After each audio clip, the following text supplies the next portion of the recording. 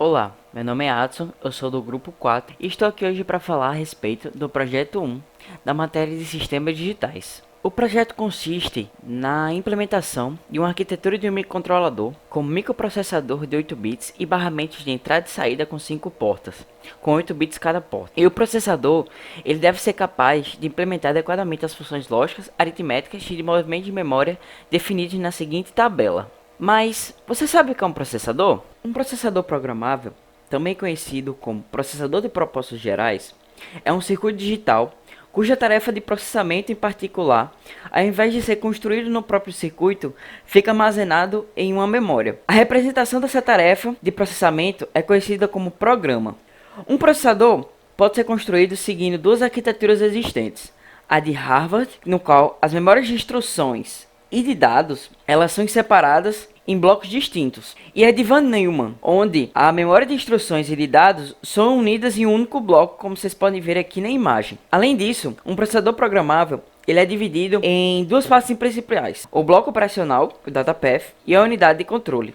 No bloco operacional básico, temos dentro dele a memória de dados, que irá guardar todos os dados que o processador programável irá acessar, um banco de registradores e uma unidade lógica aritmética, que seria a ULA. Assim, podemos ver um processamento como sendo dividido em três partes. Primeiro temos a carga de dados, significando ler os dados que estão guardados em qualquer local da memória de dados e colocá-los em qualquer um dos registradores do banco de registradores. Logo em seguida, temos a transformação desses dados, na qual iremos passar os dados de dois desses registradores através da ULA, que está configurado para qualquer uma das operações suportadas por ela, e colocando o resultado de volta no banco dos registradores. E por último, temos o armazenamento, que seria o escrever, que é pegar esses dados que está no banco de registradores e salvá-los na memória de dados, depositando em qualquer lugar é necessário. Descrever uma sequência das operações que desejamos executar no bloco operacional. Essa descrição é chamada de instruções. Uma coleção de instruções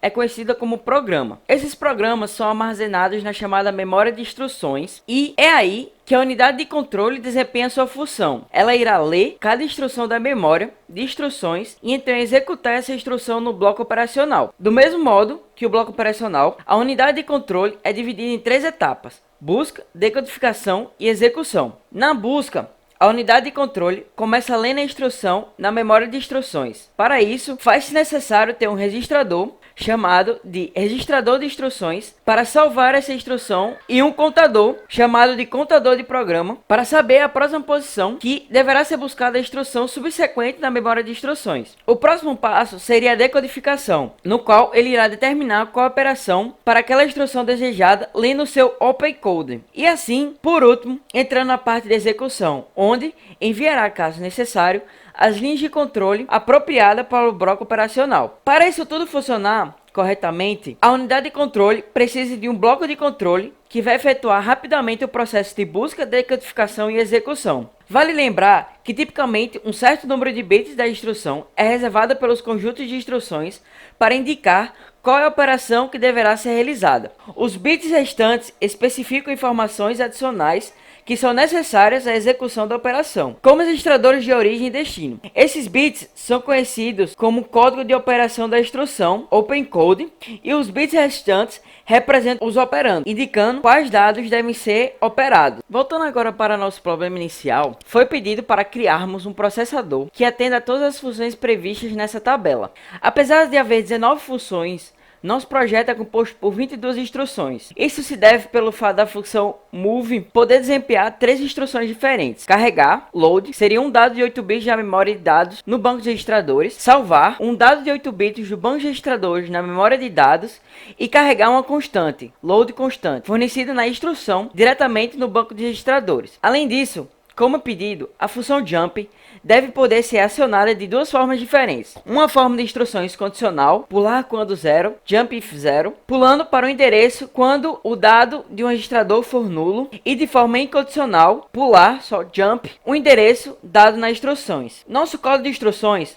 possui 32 bits. Para que operações que necessitem a presença de 3 registradores mais o vetor de operação, opcode, ele consiga carregar todas as informações necessárias para a realização das operações. Dessa forma, a instrução in 310, que seria a instrução que vem do registrador de instruções, é dedicadamente dividida em A, B, C, D e E, como mostrado aqui na imagem, de acordo com o barramento de entrada e saída que alimenta o processador. Assim, ficou dividido que o A ficará guardado o opencode para a escolha da função desejada na ULA, e os demais B, C e D ficarão guardadas informações para os registradores ou posições da memória de dados. Para todas as instruções, a sintaxe e forma de representação de acordo com o barramento das instruções ficarão dessa seguinte forma: o rout, o move, os três tipos de move, o add, o subtrair, o comparar, o multiplicar, incrementar, decrementar e assim sucessivamente, como vocês podem ver aqui na imagem.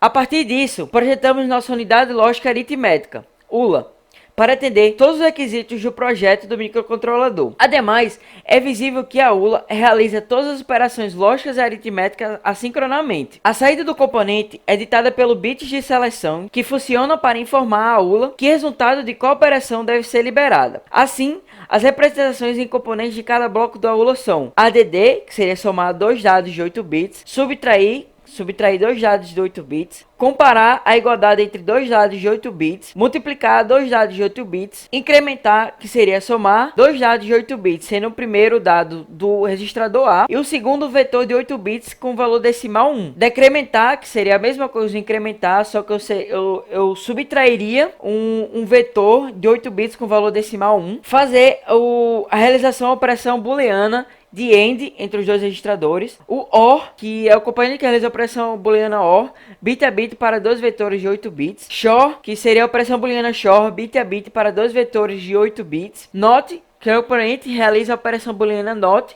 em cada bit de um vetor valor de 8 bits, SHL, que seria o multiplicador de dois dados de 8 bits, sendo o primeiro dado A e o segundo vetor de 8 bits com valor decimal de 2, e SHR, que seria dividir dois dados de 8 bits, sendo o primeiro dado A e o segundo vetor de 8 bits com valor decimal 2. Vale ressaltar que os vetores A e B, ambos de 8 bits, não são os mesmos usados para o barramento. Esses vetores são exclusivamente representações de saídas dos registradores do banco de registradores. Como foi apresentado anteriormente neste vídeo, a máquina de estados do bloco de controle irá ficar em um ciclo de busca, decodificação e execução. O nosso não é diferente disso, começando no estado de start, que serve para iniciar o processador e a contagem de instruções. Logo em seguida, indo para o fetch, que atua capturando a instrução da sequência, e assim indo para o decode, que direciona para o estado de atuação da função de acordo com o opcode, e assim a execução no bloco operacional. Após isso, ficará circulando entre o estado de fetch, decode e function. Essas instruções só possuem duas exceções, na instrução de halt e na instrução de jump if. Ao chegar ao estado de halt, o processador deve parar completamente. Sendo assim, esse estado circula em si mesmo, impedindo que seja lido e executado uma nova instruções. Já o jump if é uma exceção pelo fato de necessitar dois pulsos de clock caso a condição de salto seja satisfeita. Um pulso para verificar a condição e outro para executar o pulo. Assim, nosso bloco operacional e bloco de controle ficará da seguinte maneira. Como podemos ver, existem duas memórias separadas, uma para dados e outra para instruções, denotando uma escolha de uma arquitetura de Harvard. Ademais, podem ser vistos outros blocos que não foram apresentados nesse vídeo, como a pilha, a LIFO, para realizar as ações de push e pop, acionados pelo bit de execução providos no controle, e um registrador de retorno, retreg, para guardar um endereço posterior a um call e necessário para a execução de um ret. E por fim, assim iremos adicionar um bloco que realiza a operação A mais B menos 1 para realizar a soma do offset da ação do jump. Mas como esse processador irá funcionar? Imaginemos que na memória de instruções existe a instrução para somar dois valores. R2 vai receber R1 mais R0. Primeiramente, o registrador de instruções